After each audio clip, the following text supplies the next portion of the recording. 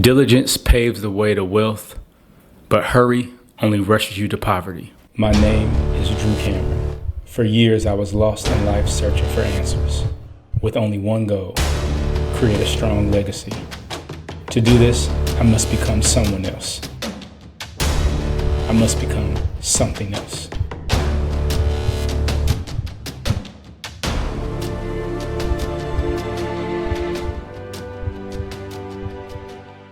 It's been about 2 weeks now since the start of the new year, and my son and I have been going driving.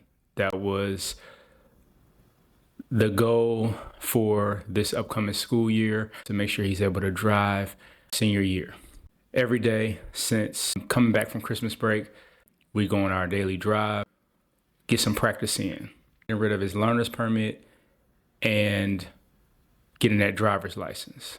On one of our recent trips, we stopped and we got some coffee and some donuts. I'm sitting over here in the passenger side and I'm just in awe of this boy is 16 and now he is getting ready to go out into the world on his own. And I want to make sure that I'm doing everything to leave him with as many skills, as much knowledge and as wisdom as I have. And I'm thankful that I was able to just go driving with him and teach him how to drive every day.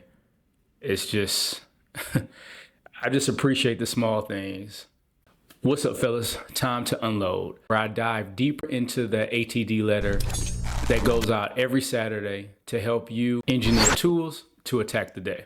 Today, we're gonna dive deep into the secrets of unlocking time, wealth, and happiness with minimal effort. So what's the point of balancing family, career, and personal growth? So let's start off with the importance of the simple moments. The story I just told you about taking my son to go driving every day, those are the simple moments and the things that we don't even realize how important and pivotal they are in our lives and in other people's lives, especially when you have a family. So balancing our time is crucial, especially when it involves our loved ones. How can we create schedules that help us achieve like our business goals and our personal development goals as well, while not neglecting family? So we're gonna dive deeper in this segment to practical strategies to make every moment count. So redefining time beyond the clock. You aren't running out of time. You don't understand what time is and what to make of it. Do we truly understand time? It's not about having more hours in the day. It's about making the most out of what the time you do have. True wealth isn't just about money. It's about having the autonomy to focus on what's most important. Autonomy is the father of limitless wealth and opportunities. So it's a song by J. Cole, 95 South. And some of the lyrics got me to thinking about my time and how important family is to me. You know, like a broken record, I say the same thing repeatedly, and I just continue to do my best to assist you in getting better with your time, managing your busy schedules, and maximizing like the opportunity to create wealth for yourselves and your family, right? Build a legacy. And so he talks about anything that comes against him and his family, that's a bold and dangerous move. And I agree. And so a lot of times it's not people or actual threats like for your life, but you can take it that serious. That's how serious I take it. It's more about knowing when to let go of things that aren't serving you, and saying no. And saying no, it takes a lot of courage to say no. Sometimes saying no is the most powerful thing that you can do. And it's easy to do if you're setting the right priorities and the right standard. It's easy to practice restraint when you understand your standards, your priorities, you have discipline and consistency all rolled into one. So saying no can lead to a more balanced life. My kids were home over the break and there was plenty of opportunities for me to make more money because more people were home. But we wanted to get our kids out of the house, and it was important to my wife and I to make sure that they had a good break from school. So we decided to go ahead and have some fun on a couple of days while they were on break, remove ourselves from the norm of the day-to-day hustle and grind, And a couple of things kept popping up, clients hitting me up, last minute projects that they wanted completed or needed done, and they weren't on a schedule. So it was no. I did the things that were a priority, things that had deadlines. But when it was time for us to step out and go, have a good time with the family, I had to just tell them no, and I had to go do what I had to do. And nothing bad came of it. But if something would, I understand my priorities and my goals and the standards that I'm setting. So it's a no-brainer. So having a routine, a more family-centric routine, is vital in making sure that you're able to balance your career, your life, like I said, your personal growth, and still make sure that you're giving the value and the time to the legacy that you're building. If you have a family, if you have an organization, this can be used in multiple different facets, because if you have a business, or you are an entrepreneur, or you have a family, or any other obligations, managing your time is important. Having a routine that is able to accommodate all of those things, it's not hard, but it does take a little diligence on your part to get it done. So here's some wisdom that I want to give you before we tap into actually crafting your blueprint on how to manage your time. Discipline is a strategy in itself, and it's an essential strategy for success in business and in your family life. So I did a video, I think last week or the week before that, on heroes and villains, a good way to craft your vision and be more focused and directed in what you should do and what you shouldn't do. So check it out, and it'll give you some more insights to how you're gonna be able to get to the next step of crafting and creating the perfect schedule and blueprint for you to make sure all your things that you need to do in a day are taken care of. So the first thing, embrace relaxation and do a detox. Rest and detox are more than just breaks. They're opportunities for you to get mental clarity and planning. When you get more clarity and you're able to plan accordingly, this allows you to make a better blueprint for yourself. Making sure that you take intentional breaks. And, I'm big on breaks. I told you about the Pomodoro technique, and I'm coming up with my own name for the way I've freaked it and done it in my own way. But taking breaks, doing a detox, taking a vacation are very important for you to be able to reach your goals and to have any kind of success. So this is a surefire way to increase your legacy. So I like to drink tea, water, coffee when I take my fast, and I take my opportunity to get more clarity. And how this works and how I break it down is, so I do a PMJR on Sundays, right? It starts typically that Saturday at 10 p.m., sometimes at midnight. I do not eat again until that following Monday at 10 a.m. or noon, depending on if I stopped at 10 or I stopped at noon if I had a late night snack. And I do that for 4 Sundays every quarter, right? And so that allows me to get mental clarity and get ready for the next quarter as I plan and embark on whatever I'm working on, whether it's real estate, whether it's my coaching, when I was a barber and I was in my barber business, whatever I'm using to get to the bag, to get me more income, that's usually when I do it, and it gives me clarity to build my plan out so I don't have any distractions.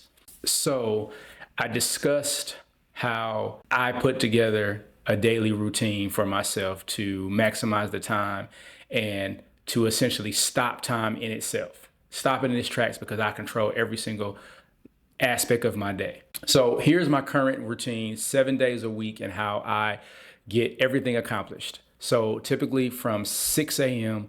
to 11 p.m. every day is when I'm up, when I rise, and when I lay down. So I already told you that in the rising now, me and my son are going on driving lessons. So that typically lasts from about 6:15 to about 6:45. From 6 to 6:15, I'm hitting the royal throne. I'm brushing my teeth. I'm getting ready to go downstairs so he and I can go driving. Then I get back to the house about 6:45, and then I come in and do my prayer, my meditation, my journaling. Then after that, I go right into getting into some focus work. That only gives me about 10 or 15 minutes of focused work, because then around 7:30, I'm bringing hot tea to my wife. She's getting ready for us to hit the gym. And then from about 8 till 9, we're in the gym. We usually get back about 10 minutes prior before our kids have to go off to school. And then we go walking and At that point, it's about 9:30. From 9:30 till about 9:45, we chop it up, decide what we're going to do for the day. I usually know what I'm doing, but it might be last minute things that came in the next morning. Checking my emails to see if I need to pivot and change. From about 9 till about noon, I'm working, using my Pomodoro technique, my variation of that, and doing bouts of work and break, work and break. About noon, we go get lunch. Her and I might go out to eat. We come back to the house, whatever we do. She might have cooked something for me because we both work from home. And then from about 1 till about 2:33, I'm doing some more focused work. From about 3 to 4, I got some more downtime before my kids. So maybe run some errands or just kick my feet up and me and my wife chill and relax. From 4 to 5, I try to do one more last push of work before my one of my kids come home. And then when he comes home, we get straight into football practice. From about 6 to 7, I'm doing some last minute catching up on some things, helping my wife with dinner. And then about 7, we're sitting down with the whole family, eating dinner together.